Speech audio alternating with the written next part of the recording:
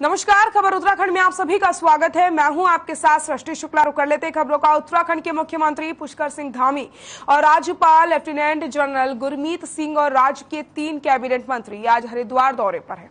आपको बताते चले कि हरिद्वार में पतंजलि योगपीठ के महामंत्री आचार्य बालकृष्ण का जन्मदिन है। हर साल की तरह इस बार भी उनका जन्मदिन जड़ी बूटी दिवस के रूप में मनाया जा रहा है, जिसको लेकर के पतंजलि योगपीठ के योग भवन में कार्यक्रम का आयोजन किया गया।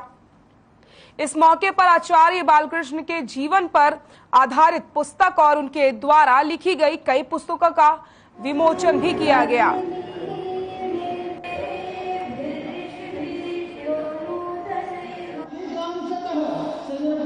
कई पुस्तकों का विमोचन यहाँ पर किया गया है। हरिद्वार की तस्वीरें आपको दिखा रहे हैं, जहां पर आचार्य बालकृष्ण के जन्मदिन को जड़ी बूटी दिवस के रूप में मनाया जाता है और हर साल की तरह इस बार भी कुछ इसी तरीके के कार्यक्रम का आयोजन किया गया।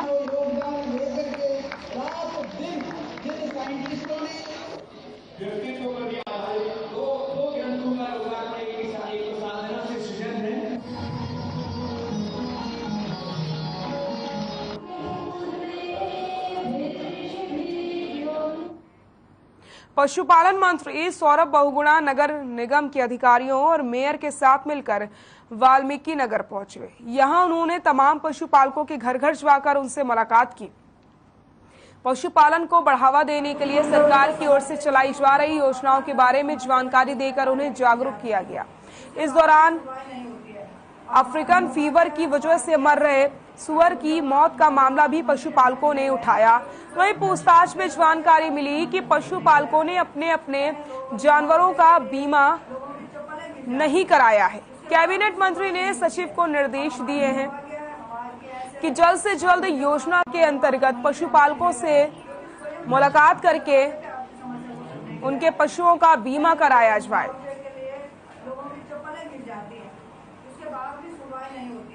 और हमारा सौभाग्य है, हमारे ऐसे ऊर्जावान नौजवान मंत्री हमें मिले हुए हैं जो स्वयं दर्शक आपके दरवाजे पे आपकी समस्या को। ऋषिकेश दौरे पर मंत्री सौरभ बहुगुणा पशुपालकों को जागरूक कर रहे हैं और उनके पशुओं का बीमा कराने के लिए यहाँ पर अधिकारियों को निर्देश दिए गए हैं। कई चक्कर काटने पड़ते हैं लोग मुआवजे के लिए।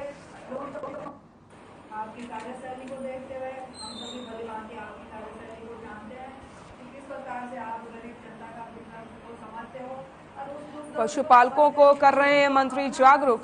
ऋषिकेश दौरे पर मंत्री सौरभ बहुगुणा। अधिकारियों को निर्देश दिए गए हैं कि जो भी योजनाएं हैं उनसे पशुपालकों को अवगत कराया जाए और उनके पशुओं का बीमा कराया जाए।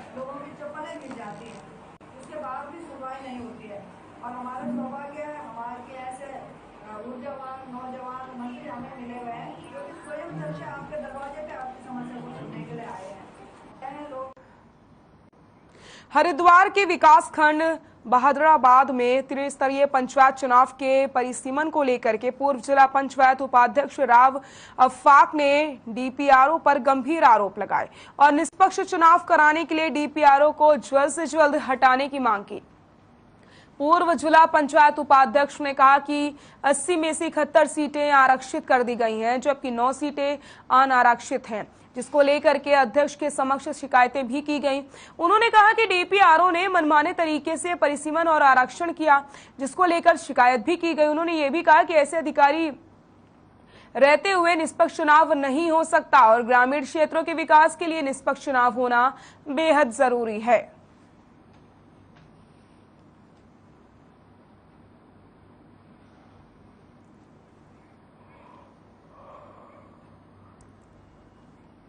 दूसरे डीपीआरओ द्वारा जो ये आंख बंद करके और कुछ ले दे कर सेटिंग करके राजनीतिक दबाव में जो उल्टा सीधा ये परिसीमन और आरक्षण किया है, उसकी भी हमने शिकायत की है कि ऐसे अधिकारी के रहते हुए निष्पक्ष चुनाव नहीं हो सकता, इसलिए डीपीआरओ को हरिद्वार से हटाना चाहिए।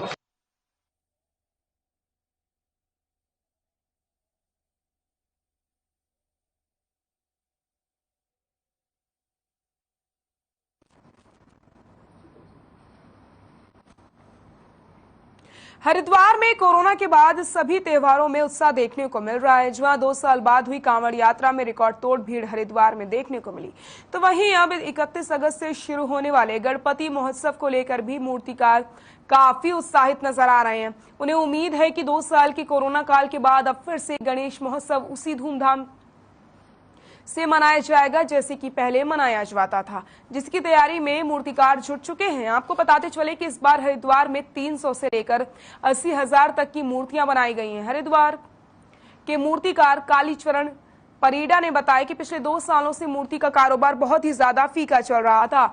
हर कोई छोटी मूर्ति ही लेना चाहता था, लेकिन इस बार फिर से गणेश महोत्सव का उत्साह देखने को मिल रहा है और अब हर कोई बड़ी मूर्तियों का ऑर्डर दे रहा है। इस बार 1 महीने पहले ही आधे से भी ज्यादा मूर्तियां बिक चुकी हैं और मूर्तियों की डिमांड की जा रही है और ज्यादातर ग्राहक बड़ी मूर्तियां ही लेना पसंद कर रहे हैं।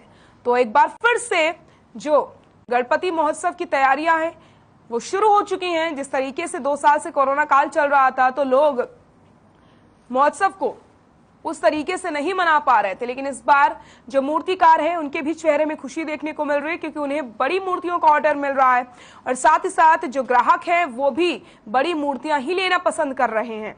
तो मूर्तिकारों में उत्साह देखने को मिल रहा है। 80,000 मूर्तियों का निर्माण अब तक किया जा चुका है और लगातार इसी तरीके से जो बुकिंग है वो भी चालू है।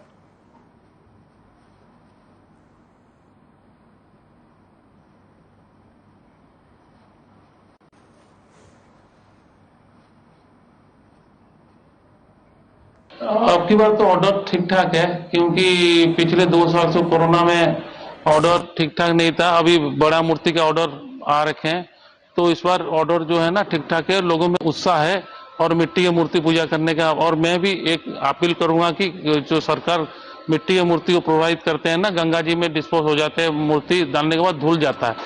आपसे निवेदन है कि सारे मिट्टी की मूर्ति ही पूजा करें। मेरे यही आपसे निवेदन है। इस बार जो ये वाला गणपति जो है बड़े में ज़्यादा फोकस दिया मैंने, क्योंकि 2 साल से कोरोना काल चल रहा था तो बड़े में ज़्यादा मैंने दिया है। देखो बड़े ऑर्डर आ रहे हैं, छोटे भी लाए हैं हमने।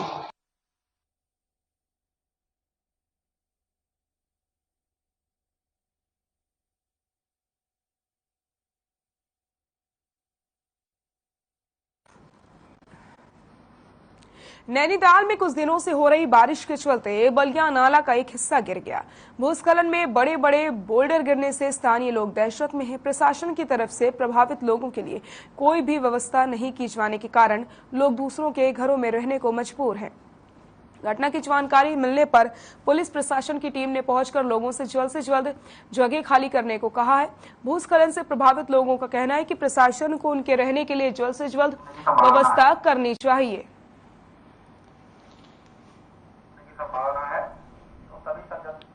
तो प्रशासन से मदद की गुहार यहां पर लोगों ने लगाई है। बारिश के बाद भूस्खलन से लोग यहां पर परेशान हुए। ऐसे में जल्द से जल्द प्रशासन ने भी सभी से कहा है कि इस जगह को खाली करा दिया जाए। भूस्खलन के चलते लोगों को हुई परेशानी।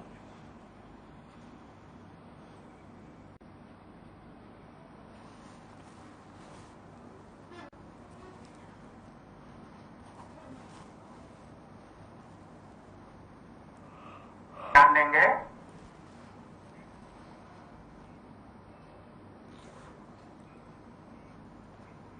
रुड़की पनियाला मार्ग में स्थित एक ऐसी कॉलोनी का मामला सामने आया है जहां राजस्व विभाग से बिना अप्रूव कराए कॉलोनियां प्लॉटिंग की जा रही हैं। इस कॉलोनी की आड़ में तालाब की सरकारी जमीन को भी दबाया गया। भूमाफिया भोले भाले लोगों को अपने जाल में फंसा रहे हैं। साथ ही सरकार के राजस्व विभाग को बड़ा नुकसान हो रहा है। कॉलोनी को जिन नियम शर्तों के बाद प्लॉटिंग की जाती है उन नियम शर्तों से इन भूमाफियाओं का दूर दूर तक कोई वास्ता नहीं है। अभी हाल ही में ऐसी ही दर्जनों कॉलोनियों पर विकास प्राधिकरण ने बुलडोजर चला करके ध्वस्तीकरण की कार्रवाई की थी, लेकिन बावजूद इसके भूमाफिया बाज आने को तैयार नहीं है। भूमाफिया बिना किसी अप्रूवल के प्लॉटिंग करा रहे हैं। भोले भाले लोगों को यहां पर फंसाया जा रहा है। इसी के साथ राजस्व विभाग को भी चूना लगाया जा रहा है।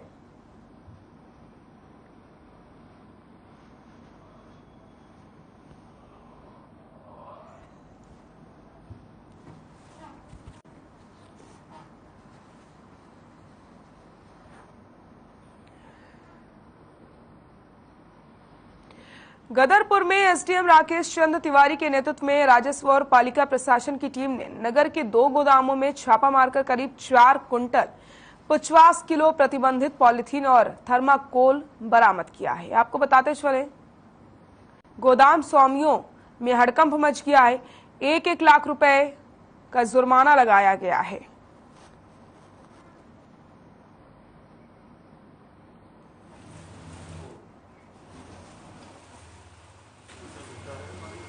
सिंगल यूज प्लास्टिक को गवर्नमेंट ने बैन कर रखा है, केंद्र सरकार ने, स्टेट गवर्नमेंट ने, और इसी संबंध में माननीय आयुक्त महोदय का एवं माननीय जिलाधिकारी महोदय के भी निर्देश थे कि फुटकर विक्रेताओं के साथ साथ जो थोक विक्रेता हैं, भंडार करता है, उनके भंडार पर छापेमारी की जाए और उसमें आज तक की रिपोर्ट दी जाए।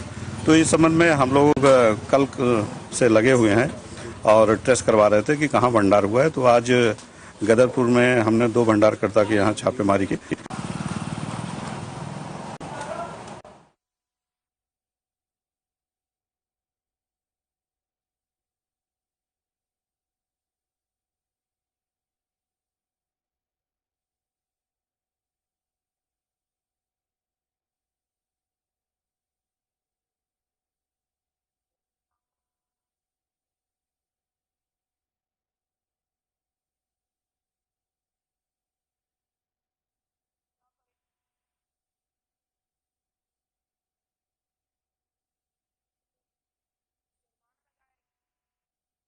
पॉलिथीन भारी मात्रा में बरामद की गई है।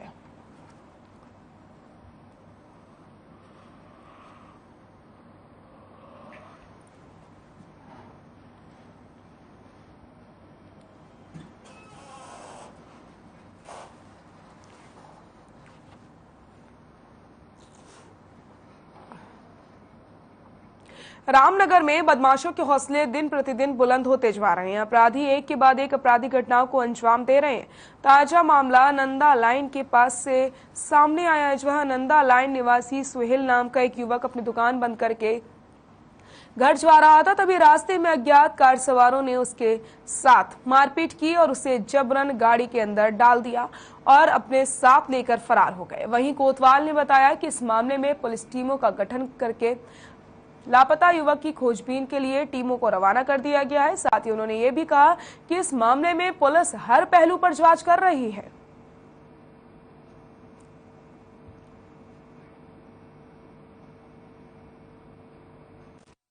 कल एक सुहेल नामक व्यक्ति की गुमशुदगी की तहरीर थाने पे प्राप्त हुई थी।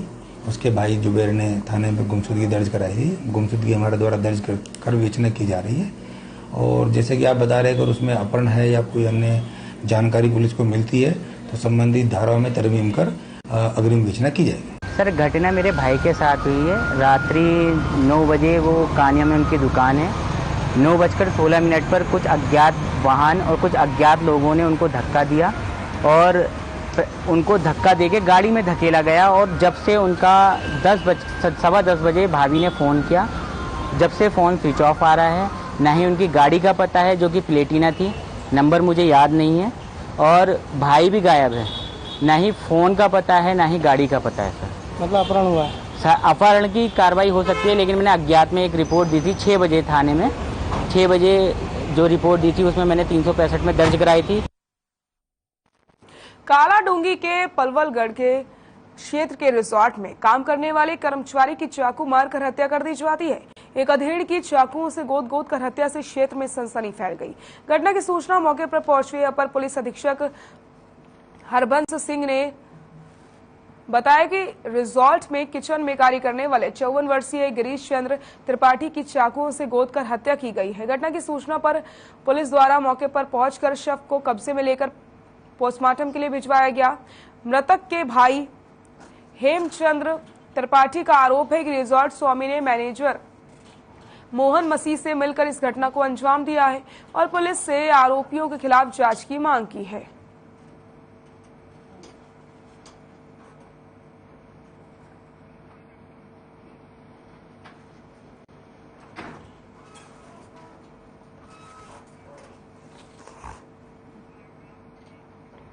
हरिद्वार में 2 साल बाद जिला कारागार में फिर से रक्षाबंधन त्योहार की बड़ी ही धूमधाम के साथ मनाया जाएगा। दरअसल 2 साल से कोरोना के कारण जिला कारागार हरिद्वार में रक्षाबंधन का त्योहार नहीं मनाया जा रहा था, जिसकी वजह से जेल में बंद कैदी अपने भाई बहनों को राखी नहीं बांध पा रहे थे। लेकिन इस बार बिना किसी पाबंदी के जिला कारागार में रक्षाबंधन का त्योहार मनाया जाएगा, जिसके लिए अभी से तैयारियां शुरू कर दी गई हैं।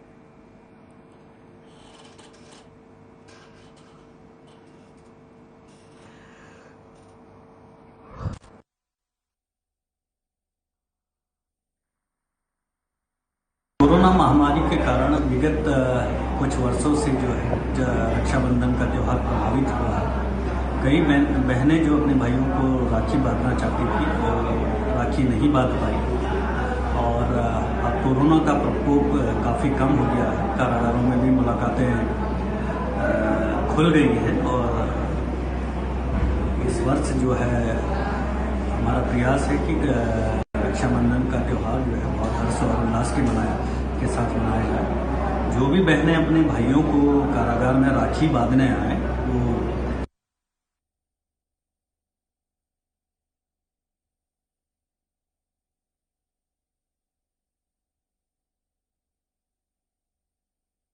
की तैयारियां जेल में शुरू हो गई हैं। जेल में मनाया जाएगा इस बार रक्षाबंधन। 2 साल से नहीं मनाया जा रहा था कोरोना काल की वजह से, लेकिन इस बार फिर से बिना किसी पाबंदी के भाई बहन जेल में राखी बांध सकते हैं। जो कैदी जेल के अंदर हैं वो भी रक्षाबंधन मना सकते हैं, क्योंकि 2 साल से कोरोना की वजह से कई सारी पाबंदियां लगी थी।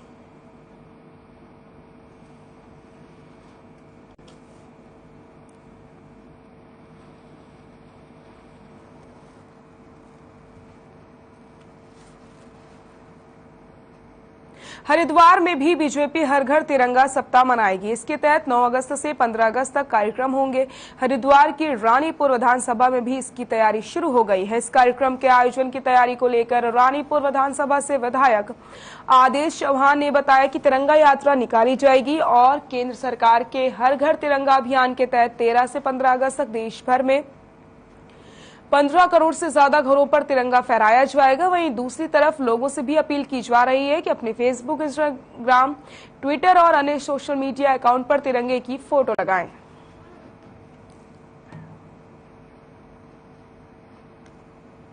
रचनाकार पिंगली वेंकैया जी थे। आज उनकी जयंती में उनको अपने श्रद्धासुमन अर्पित करते हुए ये बताना चाहूँगा कि ये 75वां वर्ष चल रहा है हमारी आज़ादी का और हमारे देश के यशस्वी प्रधानमंत्री ने शुरुआत से ही इस पूरे वर्ष को अमृत महोत्सव के रूप में मनाने का निर्णय किया था और वो सर्वत्र दिखाई भी दे रहा है। और सभी पिछले वर्ष भर से जो आयोजन इसके निमित्त चल रहे थे, जैसे कि 75 रेलवे स्टेशन जिनसे कि आज़ादी की कुछ घटनाएं जुड़ी थी उनको डेकोरेट किया गया, उनको लोगों के लिए दर्शनीय बनाया गया।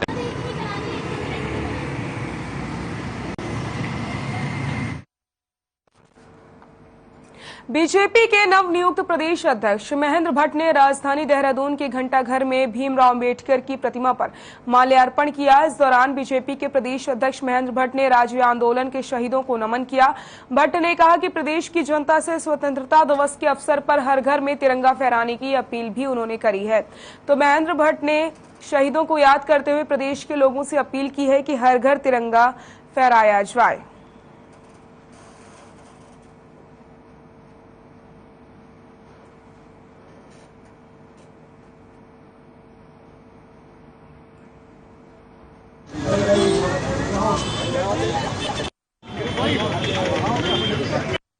आप किस तरह से देखते हैं, किस तरह से किसको हटाना मैं समझाने को उसको मदर को नहीं, किसी को नहीं हटाएगा हमारे।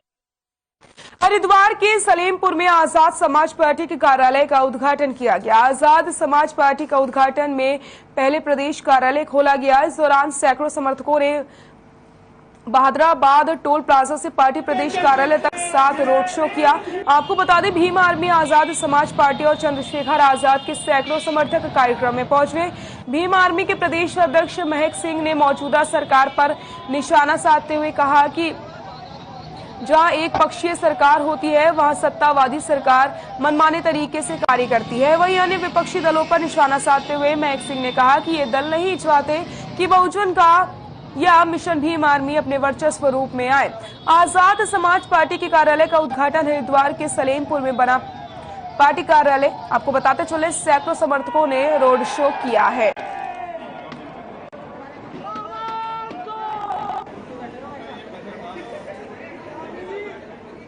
उत्तराखंड में हम लोग विधानसभा चुनाव लड़े। यहाँ भीम आर्मी आजाद समाज पार्टी की टीम ने बहुत मेहनत की। हमारी नई पार्टी होने के बावजूद जो मत हमें मिले वो इस बात की पुष्टि करते हैं कि आजाद समाज पार्टी की भविष्य के लिए उत्तराखंड की धरती पर प्रबल संभावनाएं। इन्हीं बातों को ध्यान में रखते हुए और जिन लोगों की सरकार आई, उन्होंने जब सरकार आने पर दोबारा से शोषित वर्ग के साथ अन्याय शुरू किया। चंद्रशेखर आजाद जी और भीम आर्मी के राष्ट्रीय अध्यक्ष विनय रतन सिंह जी आज आजाद समाज पार्टी व भीम आर्मी के सहयोग से कार्यालय का यहाँ उद्घाटन किया जा रहा है, जिसमें मुख्य अतिथि के तौर पर चंद्रशेखर आजाद जी, विनय रतन सिंह जी यहाँ पर पहुँच रहे हैं। और आज कार्यालय उद्घाटन के साथ साथ में सभी पदाधिकारियों को, सभी कार्यकर्ताओं को जिस प्रकार से भीम आर्मी पहले की तरह काम करती आई है, उसी प्रकार से आगे भीम आर्मी काम। नैनीताल जिले के हल्द्वानी में हर शनिवार को कुमाऊं कमिश्नर और डीआईजी कुमाऊं जनता दरबार लगाते हैं, जबकि हर बुधवार को हल्द्वानी में जिलाधिकारी जनता दरबार लगाते हैं। बावजूद इसके जमीनी फर्जीवाड़े के मामलों में रोक लगाना तो दूर, जनता दरबार में सबसे ज्यादा मामले जमीन के फ्रॉड के सामने आ रहे हैं, जिसको कमिश्नर, डीएम और डीआईजी भी स्वीकार कर चुके हैं। बावजूद इसके पहाड़ के गरीब लोगों से जमीन खरीदने के नाम पर हो रही फर्जीवाड़े कम होने का नाम नहीं ले रहे हैं।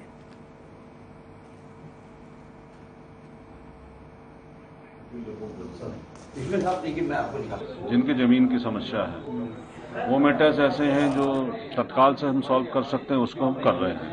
लेकिन कुछ मैटर ऐसे हैं जो कोर्ट में पेंडिंग है, तो उसमें कोर्ट वाले मैटर्स पे समय लगता है। नजूल को लेकर भी काफी लोग परेशान हैं। नजूल में तो देखिए, अगर पिछले 9-10 सालों का अगर आप रिकॉर्ड देखोगे, इन 6 महीनों में लगभग 350 फाइलें हम लोगों ने क्लियर की। उससे पहले के अगर रिकॉर्ड वो वैसे देखेंगे तो लगभग 500 के करीब फाइलें ही क्लियर हो पाएंगी। तो अभी ऐसे मैटर्स जो अवैध कब्जेदार हैं, उसमें रेट के बारे में हमने क्लैरिफिकेशन। हरिद्वार जिला कारागार में 43 कैदियों के कोरोना पॉजिटिव पाए जाने से जेल प्रशासन में हड़कंप मचा है। जेल प्रशासन कैदियों को चिन्हित करके क्वारंटीन करने में जुटा हुआ है।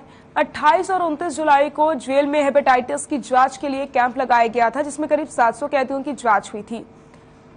कैदियों की सैंपलिंग में कोरोना की जांच करने पर 43 कैदियों में कोरोना की पुष्टि हुई। सीएमओ का कहना है कि सभी संक्रमित बिना लक्षणों वाले हैं, खतरे की कोई बात नहीं है। एहतियातन के तौर पर क्वारंटीन कर दिया गया है।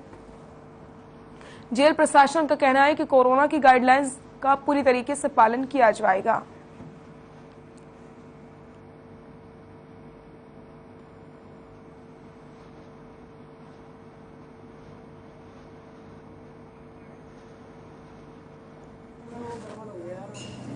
इस समय क्या अवस्था की जा रही है? नहीं, 425 लोगों का सैंपल लिया गया था, उसमें 43 पॉजिटिव आए हैं। रात में रिपोर्ट आया, रात में हमने वहाँ के डॉक्टर्स, वहाँ के फार्मासिस्ट, वहाँ के जेल सुपरिटेंडेंट को सेंसिटाइज करके सबको आइसोलेट कर दिया गया। सारे एसिम्प्टोमेटिक, किसी में कोई दिक्कत नहीं है। एक रूटीन हमारा प्रोसीजर था जिसमें वहाँ स्क्रीनिंग होनी थी, उस चक्कर में उनका आरटीपीसीआर टेस्ट किया गया, तो कोई दिक्कत नहीं। विगत 28 जुलाई को कारागार में जो वर्ल्ड हेपेटाइटिस डे के अवसर पर हेपेटाइटिस का जांच शिविर जो है लगाया गया था, और उस जांच शिविर में जो है कुछ बंदियों की जो है आरटीपीसीआर टेस्ट भी जो है उस जांच टीम द्वारा की गई थी। उसकी जो है आज सूचना प्राप्त हुई है कि उसमें से कुछ बंदी जो है कोरोना पॉजिटिव पाए गए। खबर उत्तराखंड के कैनाल से है, जहां पिछले कुछ सालों में भूमाफिया बेहद तेजी से सक्रिय हुए, जिस पर लगाम लगाने के लिए एक और प्रशासन भूमाफियाओं के खिलाफ कार्रवाई करता है, तो वहीं दूसरी ओर उत्तराखंड के डीजीपी अशोक कुमार भी भूमाफियाओं के खिलाफ एक्शन मोड में नजर आ रहे हैं। दरअसल उत्तराखंड ने अपने फेसबुक पेज के जरिए भूमाफियाओं पर लगाम लगाने की बात कही। आपको बता दें, महज कुछ दिन पहले गुप्ता ब्रदर्स की ओर से भूमि समतलीकरण के नाम पर अवैध रूप से भवन निर्माण का काम चल रहा था। वहीं जब हर खबर की टीम मौके पर पहुंची तो एमडीडीए के अधिकारियों को इसकी भनक लग गई।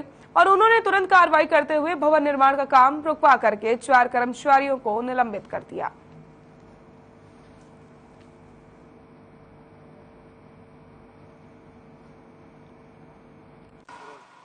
इस वक्त हम लोग हैं कैनाल रोड पर मौजूद और आप मेरे ठीक पीछे देख सकते हैं कि एक होटल बन रहा था जिसे एमडीडीए ने बड़ी कार्रवाई करते हुए सील कर दिया। इसके ठीक बगल पर लगभग 50 मीटर की दूरी पर 1.5 से 2 हफ्ते पहले प्रशासन ने एक बड़ी कार्रवाई की थी जिसमें गुप्ता ब्रदर्स का नाम भी आया था और साथ ही साथ ये भी कहा गया था कि इसमें भू माफिया और खनन माफियाओं का हाथ है और साथ ही साथ जो मिट्टी थी उसे बेच दिया गया और राजस्व को घाटा हुआ।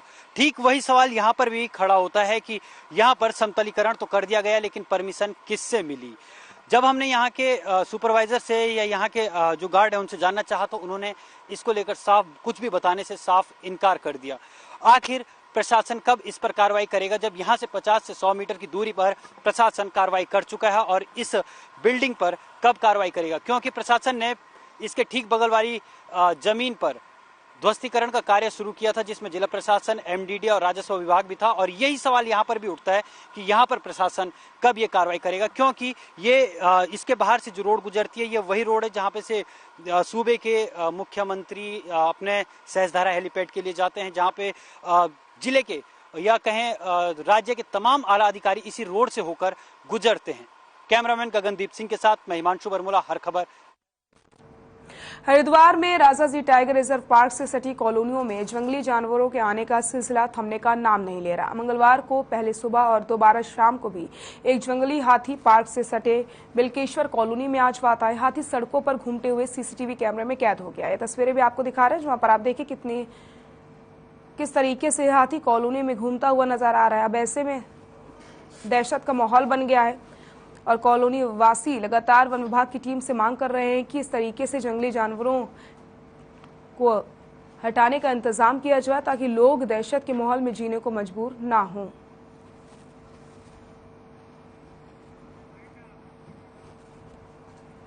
खबरों में फिलहाल के लिए इतना ही। देखते रहिए हर खबर। नमस्कार।